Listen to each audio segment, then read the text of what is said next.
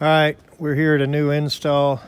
Not sure if it's the thermostat or something with the furnace, but the heat was not reaching set point and coming off and on a couple of times. Standard 14 SEER AC. There's our exhaust pipe with the signature baloney cut that I like to do. I cut it a little short. It had a T on it, so it must have been kind of short, but that's fine. And that's our break-off joint. You only really have to have those in the city. The county doesn't care, but that's what that's called. But I like the baloney cut. So anyway, let's take a look at the furnace and see what's been going on last night. Okay, this is a right discharge. So we put an XR95 furnace in here. When it comes to the downflow right discharge furnace, I do not like the entry level, the XB90. I just do not like it on right discharge. So we use the XR95 as our entry level, as our base model with a 16 SEER. It's just a little bit more efficient. It does not have a variable speed motor, and it does not have a two-stage heating on it. It's just, it'll probably go away one day, but this is the one that we use. And I'm assuming they're gonna make a baseline S series furnace at some point. So, looking at everything here, first thing I'm going to check is gas pressure. You see it's 2 pounds. There's the regulator, and you know that's something real bad that installers want to skip over. Honestly, I really should probably have a separate startup crew and just let the installers put them in and walk away.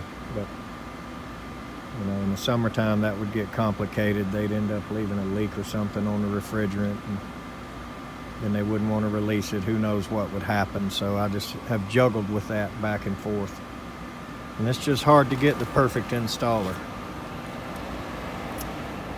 As I've said many times, if you're a perfect installer, please contact me if you want to consider moving to beautiful South Carolina. But anyway, let's see if we can figure out what's going on with this furnace. Try to make it act right. All right, I've got the field piece dual manometer hooked up. That's the one I use. And I've got the inlet pressure hooked to 1 and the manifold side hooked to 2. So but nonetheless, we're going to go ahead and fire this back up and see what happens to our manifold pressure.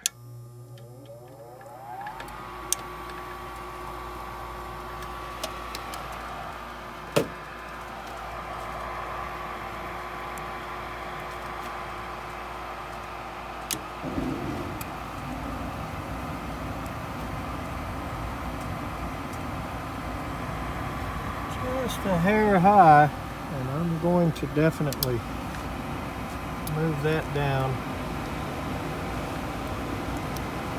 a little bit.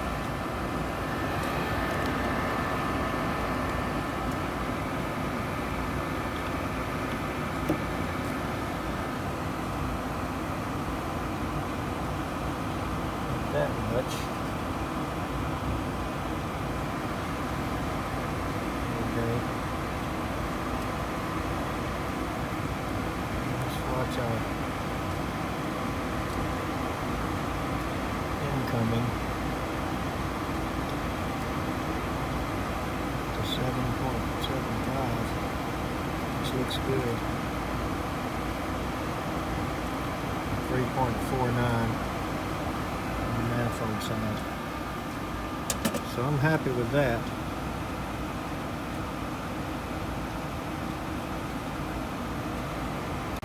So I'm happy with the gas pressure here. I'm going to unhook all of this and watch it run for a little bit. And I may go in the house and take some temperature readings, check her filters, make sure she hasn't went out and bought any of those smart filters or those really dense 3M filters that make all these claims except for telling you that you need enough surface area to support it, but I think we're okay on gas pressure here now. All right, so what we're gonna do now, still having issues here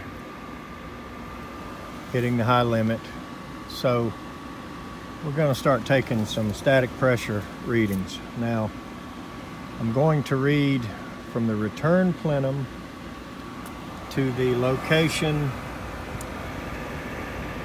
of the high limit. That way I can read across this heat exchanger. Then I'm going to read from the high limit to the supply plenum to see the coil drop. And since at that time we have holes in both plenums, we may actually go ahead and read the total. We've got to determine what's going on here, and that's what we're here to do. So let's go ahead and get the manometer installed for the first test. All right, for this test, I've taken the white wire off in case the thermostat calls for heat in the house. I don't want any heat here. Don't need it, but it's okay to just jump red and green. This board does not have a continuous. So you've just got heat, cool, and 2 parks. So obviously we know neither of the parks will come into play. And the factory setting for this is blue for heat and black for cool.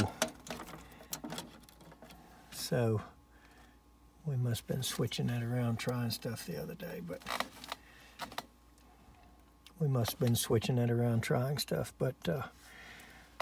so I'm gonna go ahead and got my jumper on the green. I'm gonna put it on the red. And then it finally dawns on me to open the door of the coil and just look. And this third picture here really tells the story. The top of the A of the coil, which in the right discharge configuration is supposed to be a match, it's just completely blocking 2 of the pathways of airflow between the heat exchanger cells. Definitely the problem.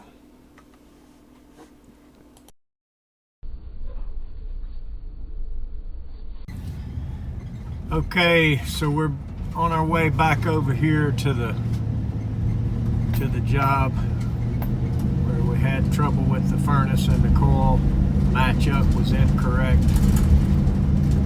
And so I had the guys go over here this morning and change it out to a larger coil. Same furnace and same outdoor unit. We just put a bigger coil and supply plenum on it. Not thrilled about it, but that's what we're doing. And that's the way to make it work. So we'll get rid of that high limit problem.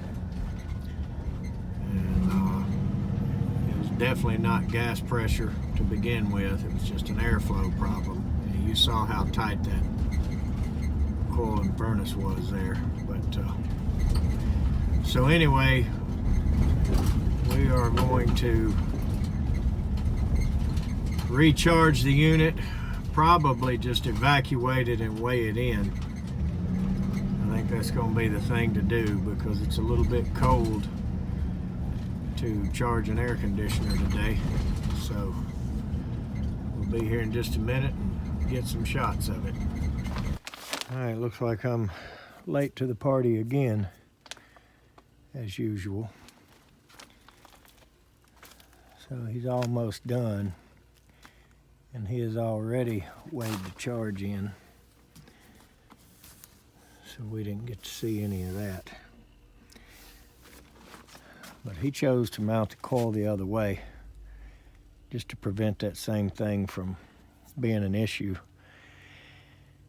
And I'm thinking a right discharge furnace may have the heat exchanger cells closer to the end of the cabinet than the left. I'm not positive of that, but we're gonna further examine some of this because there's a lot of times where we need right discharge furnaces. I'm a bigger fan of the S9 furnace, but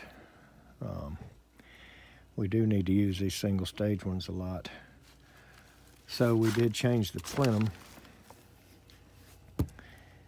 and so it would fit the bigger cabinet. And we do have a blank off plate that he made from metal right here. And you know, I'm not crazy about that. I like for the same cabinet to match on the whole system, but we'll do it this way this time to get out of this problem we had.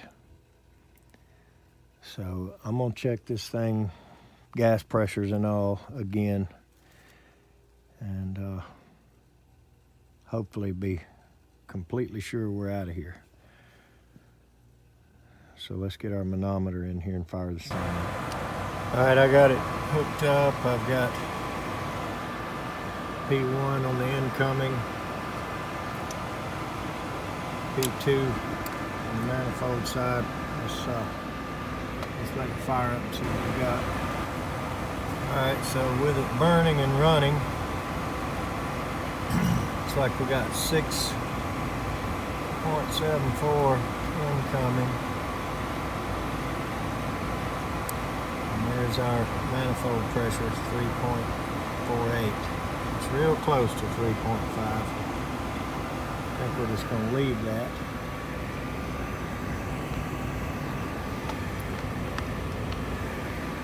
Can't really see it burning, but we can hear it. A little different on the right discharge furnace, but they work well. I'm not crazy about them, but you need them when you need them. So what we want to watch for, and that's why I've got it jumped out, is we want to see a long cycle without hitting the high limit. And also, just for reference, for the difference that we made, I'm going to pull the high limit out and put our static pressure probe in there and drill one into the plenum, and we're going to see what our drop across the coil is, and see how much of an improvement we actually made, which it should be pretty big. The main thing is we want this thing to burn continuous. So let's give it a few minutes and see what we got. So anyway, I told the installers that this would be okay on right discharge, and he just couldn't do it. So he flipped his coil around this way. And of course it's got the splash guard, the pan extender inside, whatever you want to call it. But it should be a lot better off now. All right. So we've got P1 right here in the location of the high limit. We've got 2 right here in the plenum. So I'm going to zero this thing out, and we're going to jump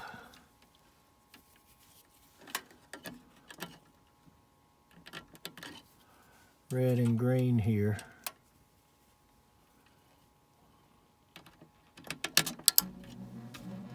Which brings on the heat speed.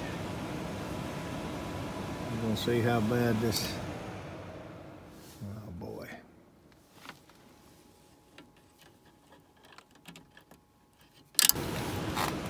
All right, so we had 55 before. It was over a ½ inch as far as just from the just across the coil. In other words, just from the other side of the heat exchanger to the supply plenum.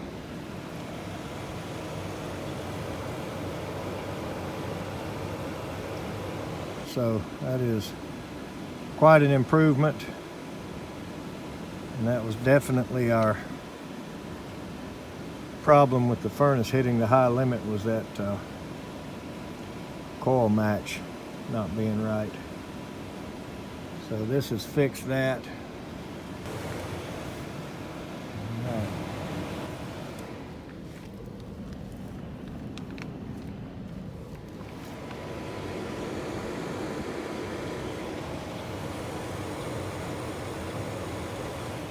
There it is.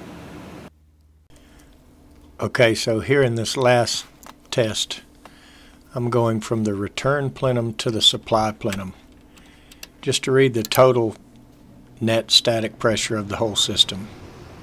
And it's right on target. So, lesson learned.